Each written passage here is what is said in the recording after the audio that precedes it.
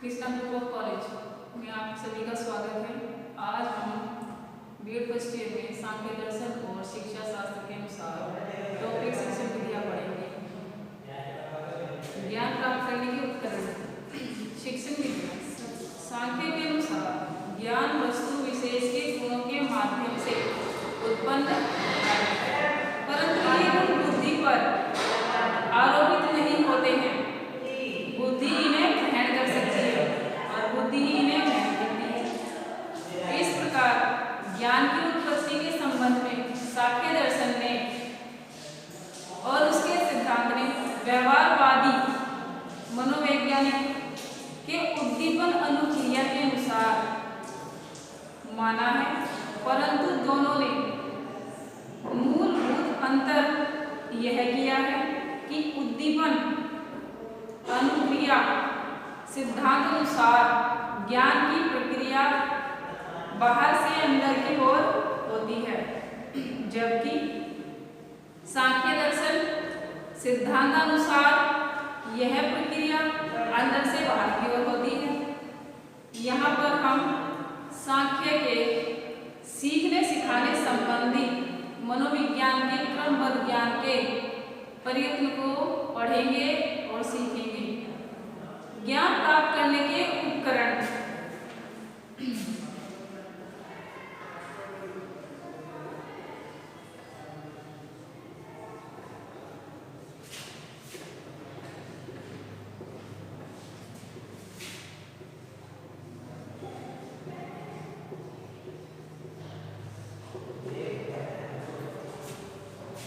सांख्य दर्शन के अनुसार ज्ञान प्राप्त करने के उपकरण दो भागों में बांटे जा सकते हैं।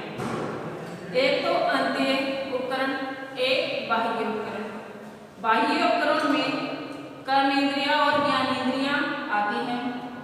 अतः उपकरणों में मन, अहंकार, अहम, महत, बुद्धि और पुरुष आत्मा आते हैं। सांख्य के अनुसार ज्ञान प्राप्ति के लिए भी जड़ इंद्रियां, मन, अहंकार और बुद्धि तथा चेतन आत्मा का भी प्रयोग आवश्यक होता है। ज्ञान प्राप्त करने के साधन अथवा उसके स्रोत जो निम्नलिखित हैं। सांख्य के अनुसार ज्ञान प्राप्त करने के 3 प्रमाण साधन अथवा स्रोत होते हैं। प्रत्यक्ष, अनुमान, शब्द, यानी कि प्रत्यक्ष,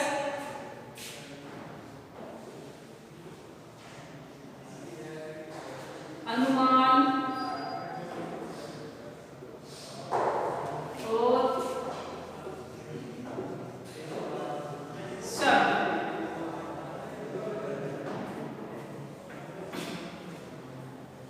शब्द से उसका तात्पर्य होता है पुरुषों के वचनों से है, वे को वह शब्द मानता है। ज्ञान प्राप्त करने की विधियां। सांख्य के अनुसार ज्ञान प्राप्त करने के 3 साधन हैं, प्रत्यक्ष, अनुमान और शब्द। इन्हीं आधार पर ज्ञान प्राप्त करने अथवा ज्ञान प्राप्त कराने की 3 विधियां होती हैं, प्रत्यक्ष विधि, अनुमान विधि और शब्द विधि। इन तीनों विधियों को संदर्भ के द्वारा प्रस्तुत किया जा सकता है। अब है प्रत्यक्ष विधि।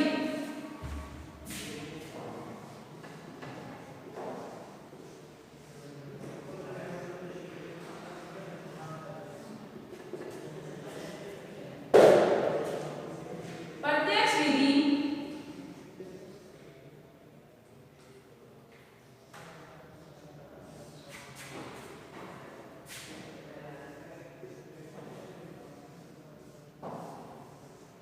वह विधि है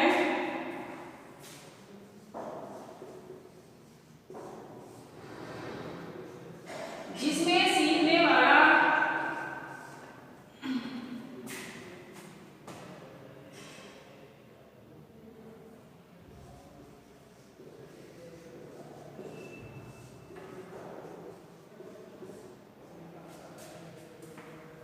किसी वस्तु अथवा क्रिया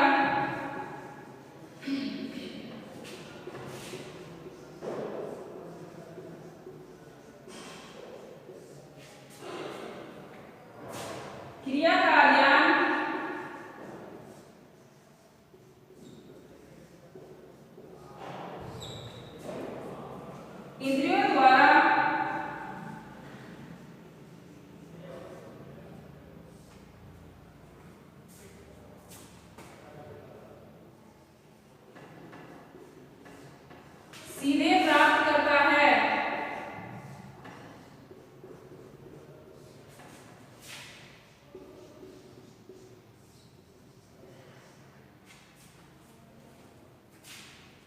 साक्ष्य मनोविज्ञान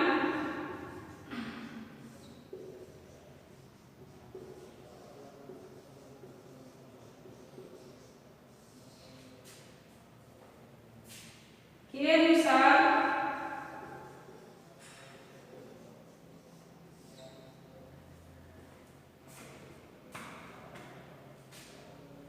इंद्रियों द्वारा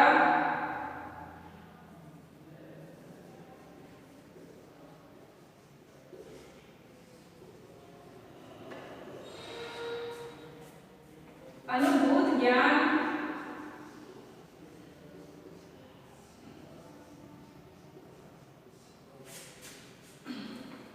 मन, अहंकार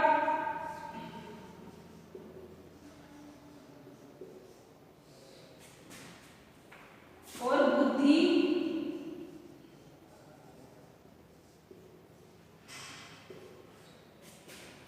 द्वारा आत्मा तक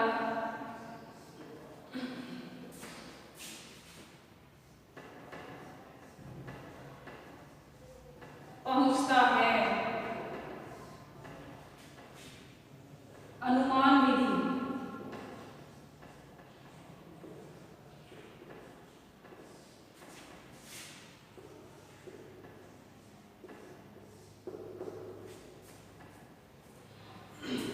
अनुमान का अर्थ है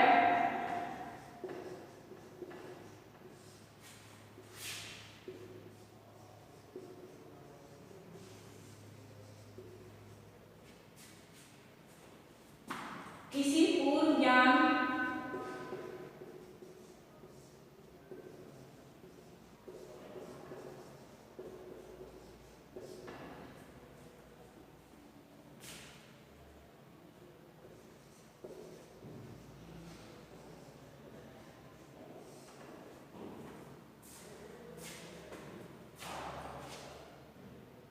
अनुमान का अर्थ है कि किसी पूर्व ज्ञान के पश्चात होने वाला ज्ञान जो एक ज्ञान से दूसरे ज्ञान में स्थानांतरण होता है।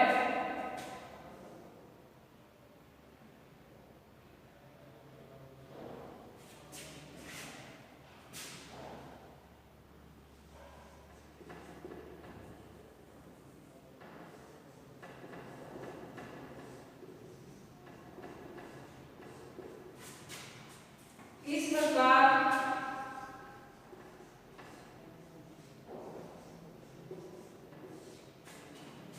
अनुमान विधि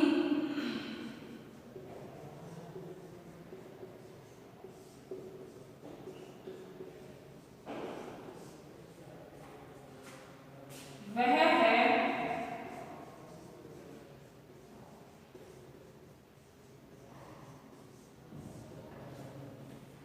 जिसमें ज्ञात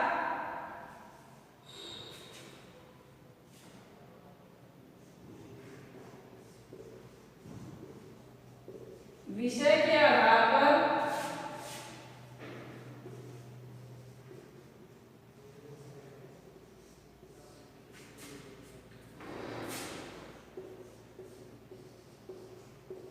अज्ञात विषय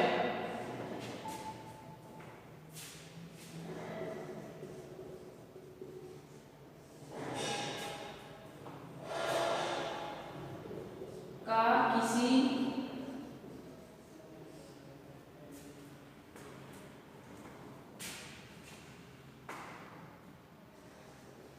हेतु के माध्यम से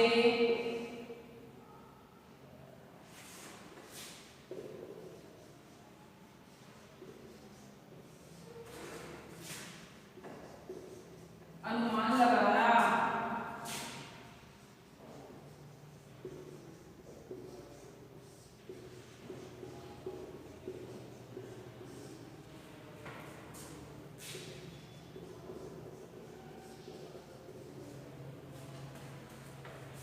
अनुमान विधि अनुमान का अर्थ है किसी पूर्व ज्ञान के पश्चात होने वाला ज्ञान। इस प्रकार का अनुमान विधि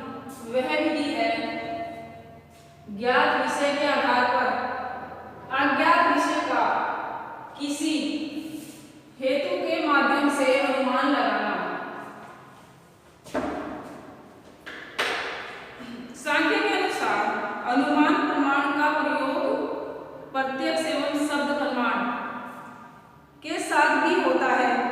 जब यह अनुमान प्रत्यक्ष ज्ञान एवं तर्क पर आधारित होता है तो यह लाभकारी होता है और यह बिना किसी आधार के किया जा सकता है तो यह हानिकारक हो सकता है।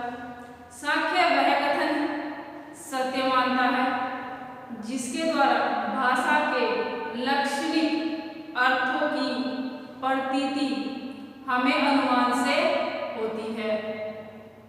शिक्षण की आगमन तथा निगमन विश्लेषण संश्लेषण विधियों में अनुमान विधि का ही प्रयोग होता है। शोधकर्ता अपने शोध में कार्य अनुमान के आधार पर ही करते हैं। शब्द विधि। शब्द विधि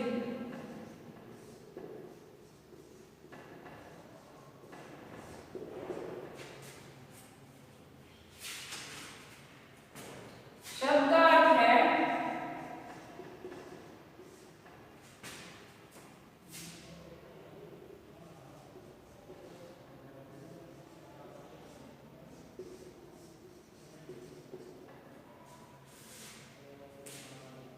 मनुष्य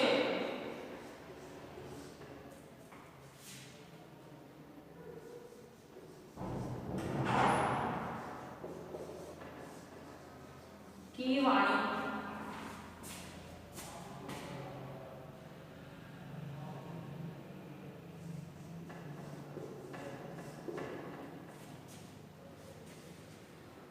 जिसे पदार्थ एवं आत्म तत्व का ज्ञान कहते हैं।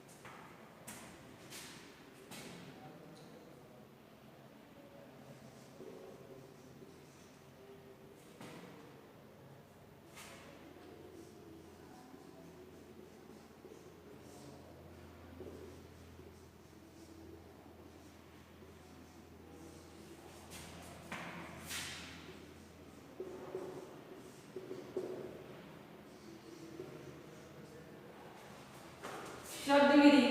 शब्द का अर्थ है आत्म मनुष्यों की वाणी जिसे पदार्थ एवं आत्म तत्व का ज्ञान होता है उसे आत्म मनुष्य कहते हैं।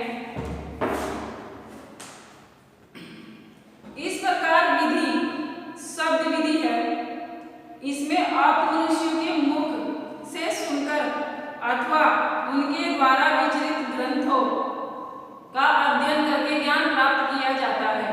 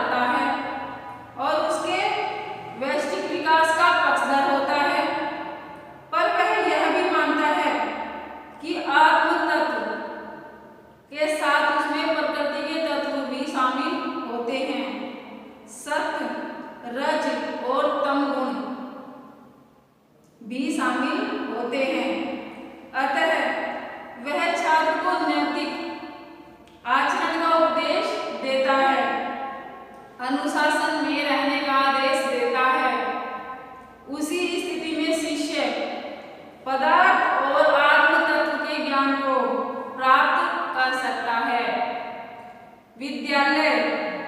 सांख्य दर्शन के अनुसार विद्यालय भौतिक ज्ञान के विकास और योग की क्रिया के प्रतीक्षय की प्रयोगशालाओं के रूप में विकसित होने चाहिए। शिक्षा के अन्य पक्ष भी होते हैं। सांख्य मनुष्य के जड़ और चेतन दोनों तत्वों को समान महत्व देता है। वह मनुष्य के भौतिक पक्ष एवं आध्यात्मिक पक्ष दोनों पक्षों के विकास का पक्षधर रहता है। उसकी दृष्टि से मानव जीवन में संप्रयोजन है। मनुष्य का अंतिम उद्देश्य उसकी मुक्ति होता है।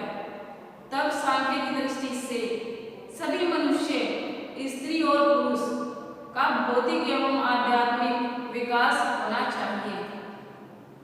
सांख्य दर्शन की शिक्षा का और उसका मूल्यांकन।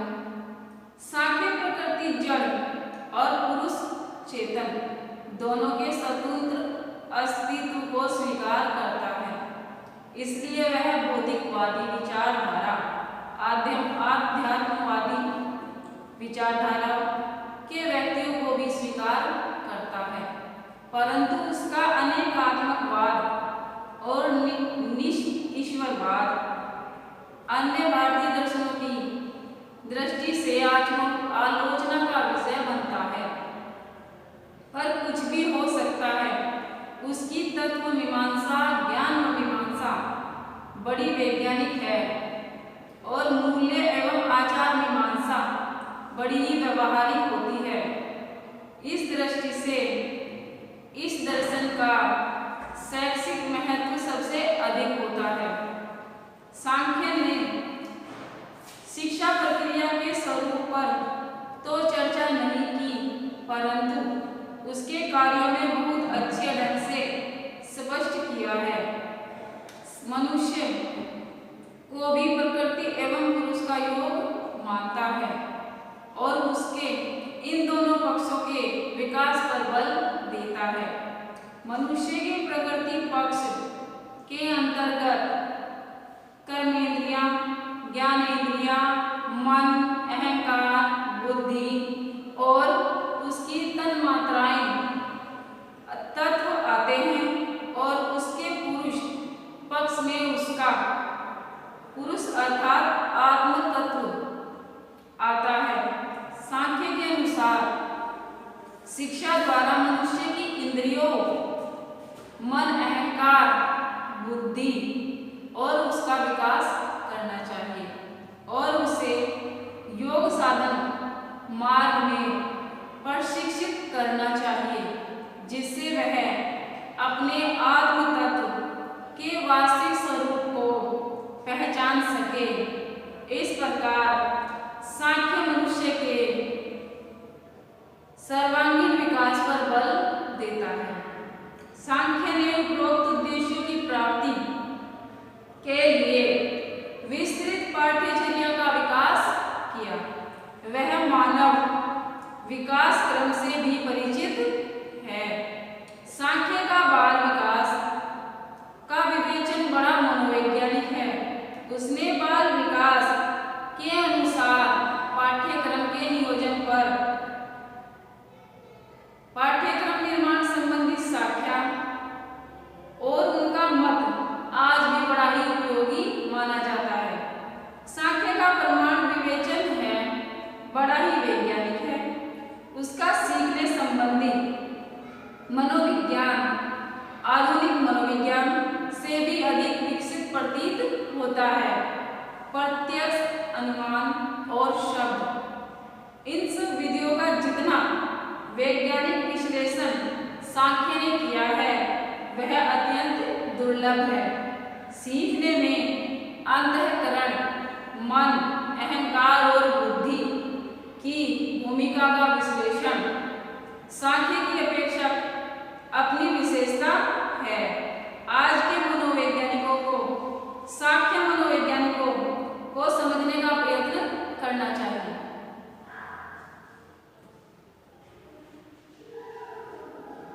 सांख्य के अनुशासन शिक्षक और शिक्षार्थी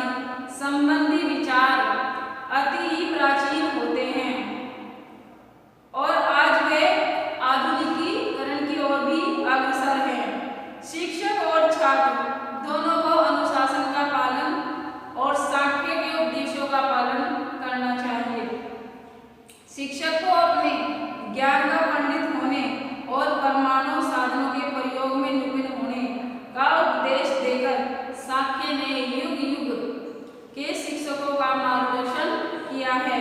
सांख्य व्यक्ति की व्यष्टित्व का आधार करता है। उसकी यह बात